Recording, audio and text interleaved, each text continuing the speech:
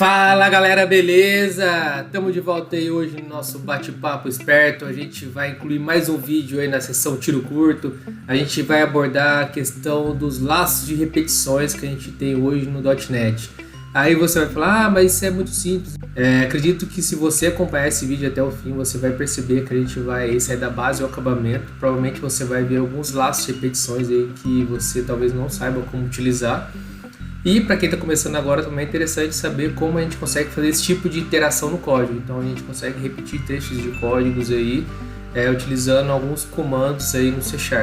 Então para começar eu quebrei em vários métodos todos os laços de repetições que eu fiz um exemplo aí para vocês, uma POCzinha.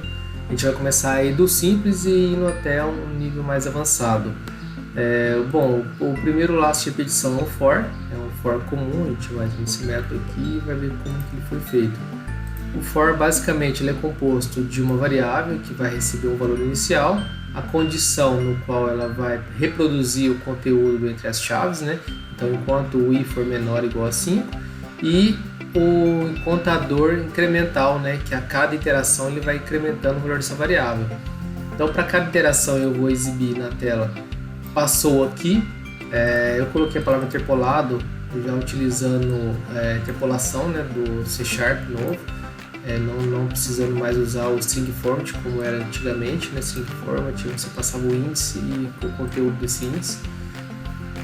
E a gente vai escrever aí 5 vezes esse texto, passando qual que é o valor da variável.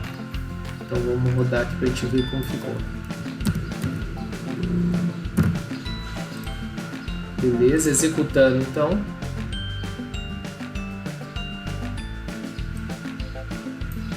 Esse é o resultado do nosso for. Então ele vai escrever, o texto for passou aqui interpolado e o valor da variável começa de 1 e vai até o 5. Bom, tá fácil, Vamos pro próximo.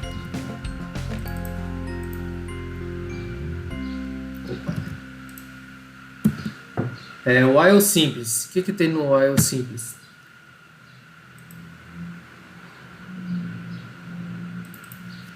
Um contador declarado fora da instrução, começando de 1.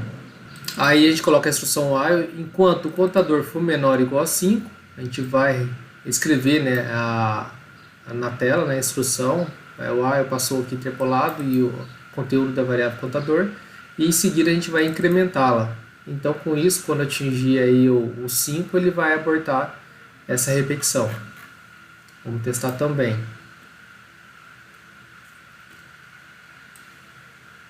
Bom, o resultado semelhante ao do for. Escreveu 5 vezes e o valor da variável. Vamos avançar mais um pouco. Do while simples. O do while é um pouquinho diferente. Ele também declara uma variável fora do contexto. Então tem um contador iniciando de 1. Ele começa com a instrução do. Aí você escreve a mensagem do while, passou aqui interpolado o valor da variável contador, incrementa e embaixo tem a condição, enquanto o contador for menor ou igual a 5. Dessa forma ele vai apresentar o mesmo resultado das repetições anteriores. Do while 1, 2, 3, 4, 5. Bom, beleza? O próximo laço de repetição agora. Bom, o próximo item agora é o for each tradicional, Provavelmente a maioria dos desenvolvedores conhecem. Eu tenho aí um array, uma lista de um objeto. Eu vou fazer essa iteração nessa lista. Para cada iteração eu vou exibir aí o conteúdo dessa lista. Nesse caso a idade que tem essa lista aí de 10 a 60, Vamos rodar esse cara também para ver como que vai ficar. Beleza, for each passou aqui interpolado de 10 a 60. Ok, esse também sem segredo. Agora a gente vai fazer um for each comparada. Como que é esse for each comparada? Basicamente a gente usar a instrução break. Então se você tem um laço de repetição grande e tem uma estrutura condicional dentro dele, e se você ainda achou que precisa dentro dessa estrutura de repetição, você pode interromper esse loop, né? Utilizando aí a palavra reservada break. Vamos testar também.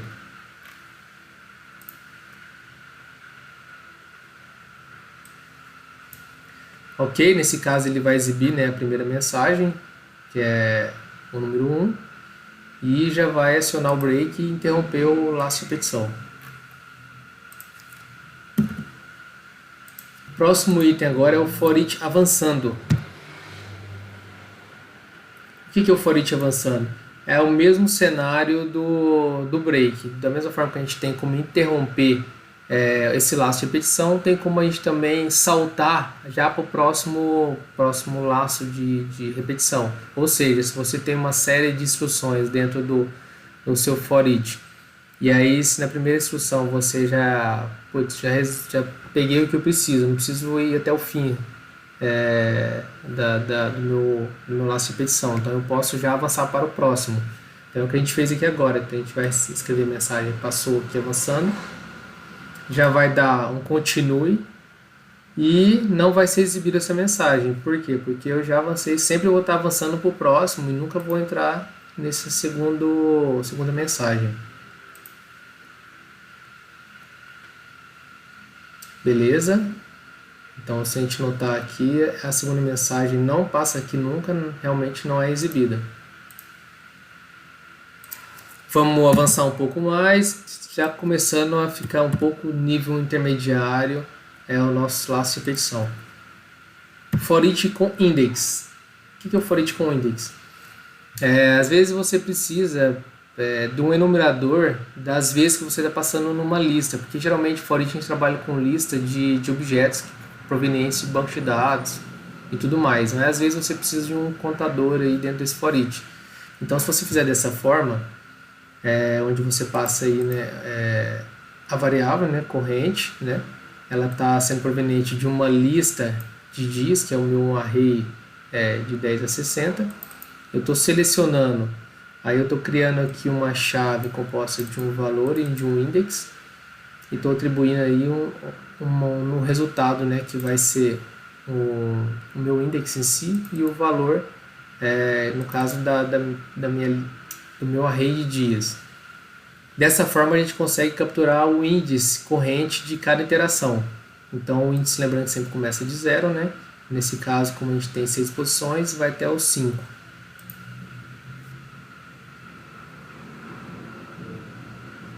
Então a gente exibe o valor do meu array e o índice até o 5.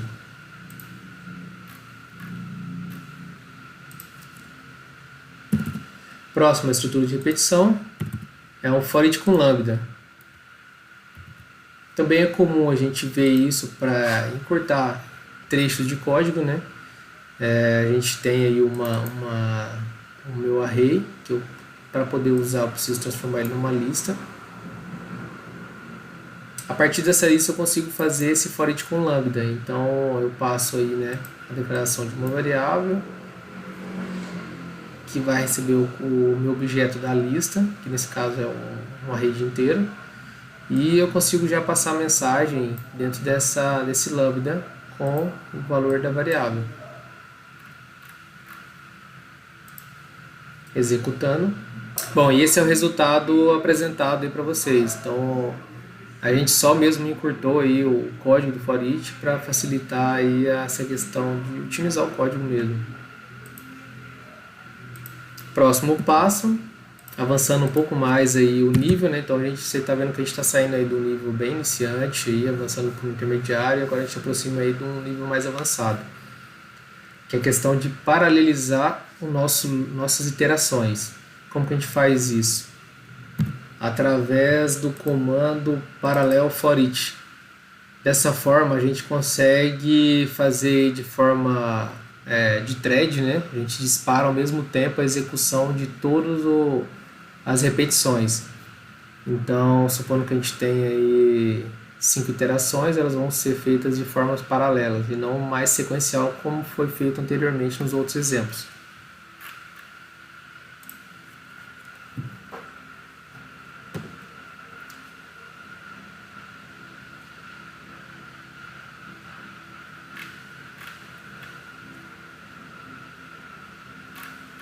Bom, se a gente observar o resultado dessa instrução de forma paralela, a gente vai notar que não necessariamente eles vão estar na sequência. Então a gente vê lá o índice, ele começa lá 2, 1, 4, 3, 5, 6. Por quê? Justamente por conta disso. Como eles são tratados de formas paralelas, nem sempre o resultado de um vai ser sequencial. Pode ser que um retorne mais rápido que o outro, né?